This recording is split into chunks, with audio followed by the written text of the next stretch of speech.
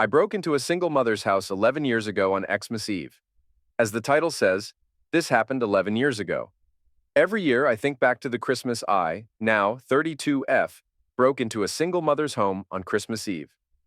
I worked an hour out of town, and there was a huge snowstorm that forced me to get a hotel in the town I worked for the night before Christmas Eve.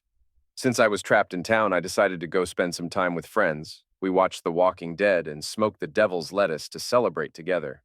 It was while we were partaking and watching the episode where Glenn died that my friend Brian got a call from his sister. The rest of us turned the volume of the TV all the way down as he was clearly distressed, and we were worried about him. After he hung up, he was in tears and asked if we could all go to his sister's place without explaining what was going on. We all loaded into our vehicles and headed over there together. When we got there, she was crying and devastated. Someone had broken into her apartment while she was at work and stolen all of the Christmas presents she'd been pinching pennies for all year for her 8-year-old son. We all comforted her as best we could and helped clean the apartment from the break-in. It was like the Grinch had had a special vendetta with how her place looked. That night, I went to my hotel room with my heart just broken for her and her son. The next morning on Christmas Eve, I got up early and hit all the stores that were open and purchased what I could that I thought they'd like. The hotel allowed a late checkout so I could have time to wrap all the gifts.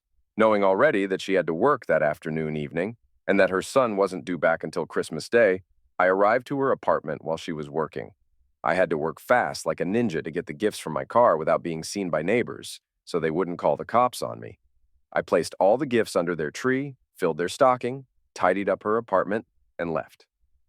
That night, I saw a very tearful post from my friend Brian thanking whoever had made his sister's and nephew's Christmas that year, and then a video post from his sister where you could hear her crying as she went through her apartment to show everything that had been done. No one never found out it was me, and I felt it was time to finally share my personal favorite Christmas story with someone.